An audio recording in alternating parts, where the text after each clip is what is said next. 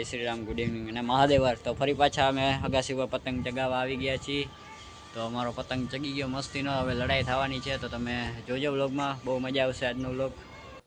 સિદ્ધુપાજીએ high કરી દીધું છે અને આપણો પતંગ મસ્તીનો ઊંચો ઉડી ગયો છે, તો જોઈ શકો છો.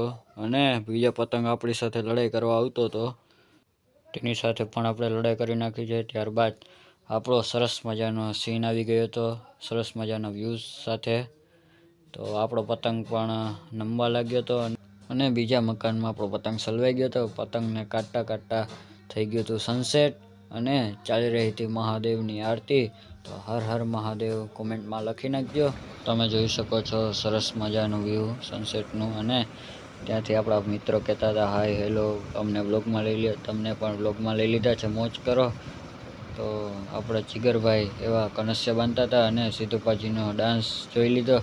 તો પડી ગઈ હતી સાંજ અને હું ને પપ્પા ફોર વ્હીલ લઈને નીકળી ગયા હતા ગામમાં, કામ હતું એટલા માટે. અને રાતનો વ્યૂ તમે જોઈ લો કેવું છે, જરૂરથી કહેજો. આજે ટ્રાફિક પણ ઓછું છે, નકર તો અહીં ટ્રાફિક બહુ હોય છે. તો આજે સરસ મજાનું જમવાનું બનાવ્યું હતું, છોલે ભટુરે, છાશ, ડુંગળી, પાલકની ખીચડી. જમવાની ખૂબ મજા આવી ગઈ આજે. તો આજના વ્લોગને કરી નાખી એન્ડિંગ.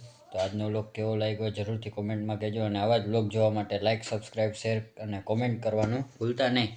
તો મળીએ આવતા વ્લોગમાં. મહાદેવ હર.